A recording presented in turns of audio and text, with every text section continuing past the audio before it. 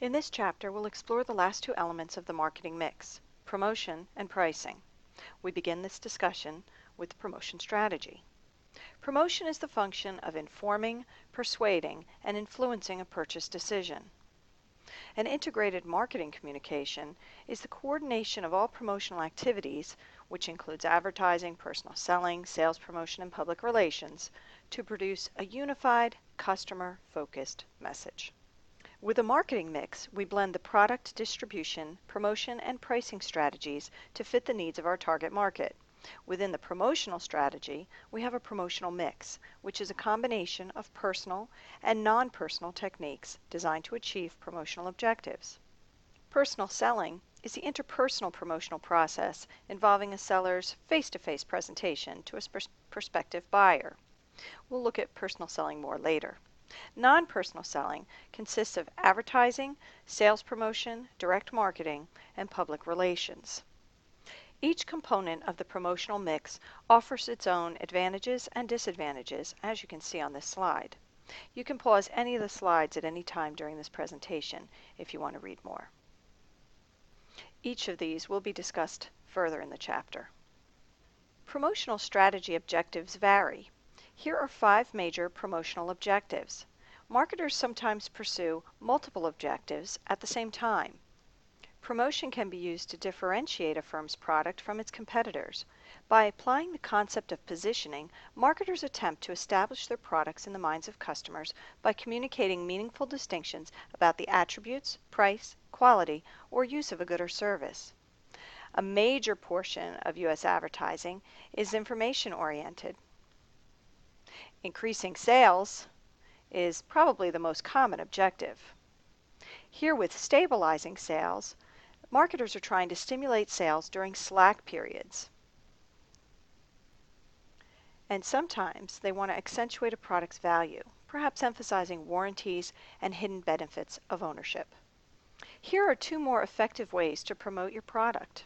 Product placement is when marketers pay placement fees to have their products showcased in various media, ranging from newspapers and magazines to television and movies. James Bond movies are famous for product placement. Typically, there's a car that's in the movie that's showcased. But it was quite controversial when Heineken was placed in the movie, since James Bond was always known for his vodka martinis that were shaken, not stirred. Guerrilla marketing is an innovative, low-cost marketing effort designed to get consumers' attention in unusual ways.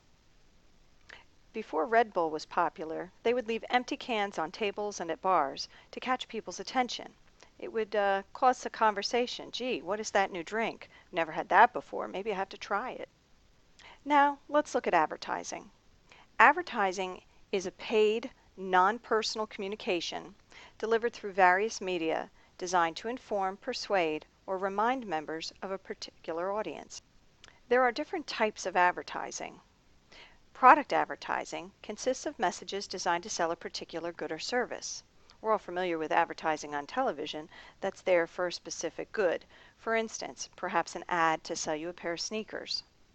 Institutional advertising involves messages that promote concepts, ideas, philosophies, or goodwill for industries, companies, organizations, or even government entities. The Got Milk campaign is a great example for institutional advertising. There's also cause advertising. These institutional messages promote a specific viewpoint on a public issue as a way to influence public opinion and the legislative process. Advertising either informs, persuades, or reminds, and which it does depends on the stage of the product life cycle. Informative advertising seeks to build initial demand for a product. That's used in the introductory stage. Persuasive advertising seeks to improve the competitive status of a product, institution, or concept. We'll see this during the growth and maturity stages. Comparative advertising is a form of persuasive advertising, where we compare products directly with their competitors. And reminder-oriented advertising helps us maintain awareness, importance, and usefulness of a product, concept, or institution. We would see this in the late maturity or decline stages. In deciding on which advertising media to choose, we have to think about how we want to allocate our advertising budget. We don't have an unlimited budget, So we have to carefully think about how much to spend on each media, and they all offer different advantages and disadvantages. So we have to consider cost and which one is best suited to the communication we're trying to make. On the next slide, we'll see different types of advertising media. Here are some of the types of advertising media. We have television, newspapers, outdoor advertising, internet advertising, magazines, direct mail, and radio. I'm sure you're familiar with most of these, but I want to spend a moment on direct mail. Direct mail uses address lists. They are the heart of this media. A marketer can purchase an address list that's very targeted to the audience they'd like to market to. Sending a mail piece to every single household is very expensive. If I can send a piece of mail only to those households that meet the criteria of my target market, I can be more effective, more selective. Now, it is costly to send direct mail, but you're only targeting those that would be interested in your product. For instance, maybe I get an address list of people new to the area. Maybe they just bought homes in this town or this vicinity, this county. They may need my services. Perhaps I mow lawns or take care of properties. I want to get their attention before they choose someone else. It can be very effective. With advertising media, we're going to pay more, typically, if we get a larger audience. So as we know with television, the highest priced ads are during the Super Bowl when we have the largest audience. The same thing is for radio. The highest costs are going to be during drive time, either in the morning or evening rush hour. Other types of advertising media include online and interactive advertising, sponsorships, and other media options like on the back of ATM receipts, in movie theaters, things like that. Sales promotions are another element of the promotional mix, and they include things such as samples, premiums, games, contests or sweepstakes, coupons, and promotional products. These all support our advertising and our personal selling. The most popular, as we can see here, are premiums. A premium is an item that's given free with a purchase. Promotional products are useful merchandise that carries the name, logo, or slogan of an organization. For instance, when you go into certain banks, they'll have their pens out that have their name on it. They're free for you to take, and that way when you walk around, you have their name on a pen with you. It's a promotional product. I think we're familiar with the rest of those: samples, games, and coupons. The goal of consumer-oriented sales promotions include getting new and existing customers to try or buy products, encouraging repeat purchases by rewarding current users, increasing sales of complementary products, or boosting impulse purchases. Trade promotions are sales promotions geared to marketing intermediaries instead of the end user. They're used to encourage retailers to stock new products, continue carrying existing ones, or promote products effectively to consumers. Now for a moment we'll talk about personal selling. This direct person-to-person promotional presentation is to a potential buyer. It includes face-to-face, via telephone, video conference, or interactive link. This is very expensive because it's just one-to-one. It's used most often when customers are relatively few in number and geographically concentrated. The product is technically complex and involves trade-ins and requires special handling, if it's high in price, and if it moves through a direct distribution channel. Here are the steps in the sales process. Each one of them is important. Probably the most important is the closing, because without the closing, we don't get the sale. And the follow-up is also important, hoping to build that relationship so that the customer comes back. Yet another aspect of our promotional mix is public relations. Public relations is the organization's communication and relationships with its various audiences. Publicity, as part of our public relations, is stimulation of a demand for a good, service, place, idea, person, or organization by disseminating news or obtaining favorable unpaid media presentations. The key thing to remember with publicity is that it's unpaid.